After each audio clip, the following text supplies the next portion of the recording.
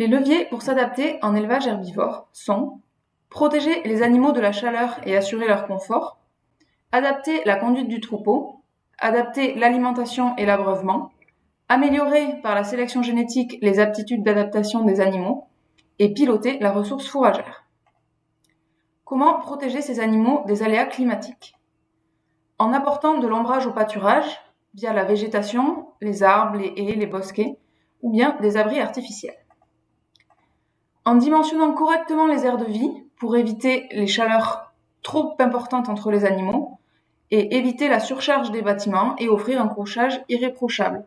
Cela passe par la surface d'air paillé disponible, la qualité de paillage et la présence de logettes. Réduire le rayonnement solaire directement sur les toitures avec des débords de toiture, des rideaux, des peintures spécialisées, une végétalisation des abords des bâtiments ou un apport de lumière plutôt en latéral.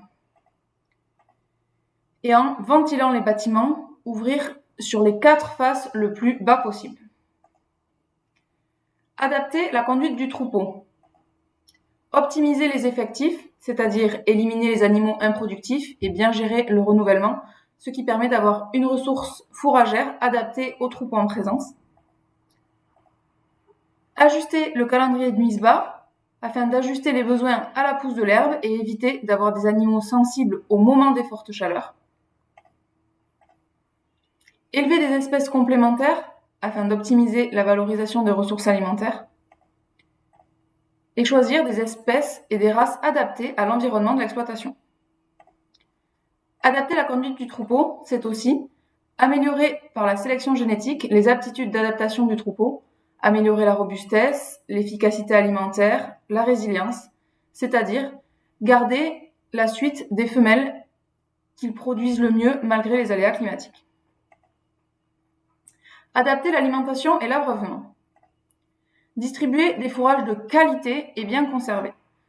Cela signifie avancer rapidement sur le front d'attaque des silos pour éviter une dégradation de la qualité du fourrage, éliminer les parties altérées et privilégier la distribution de fourrage aux heures les plus fraîches de la journée où les animaux vont avoir une capacité d'ingestion supérieure.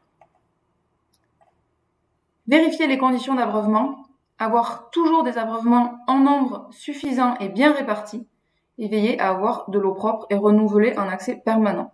L'accès à l'eau est un élément central au moment des sécheresses estivales et le débit peut être un facteur limitant. Enfin, piloter la ressource fourragère. Diversifier les ressources fourragères, c'est-à-dire associer des fourrages complémentaires qui produisent ou sont récoltés à différents moments de l'année afin de ne pas tout miser sur une période spécifique de l'année.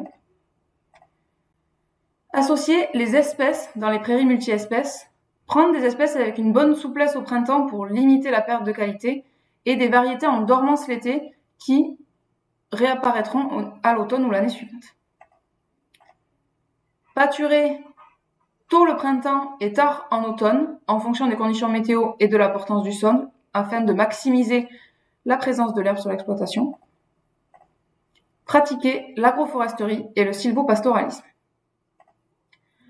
Retrouvez tous les détails des leviers d'adaptation en élevage herbivore sur cette illustration.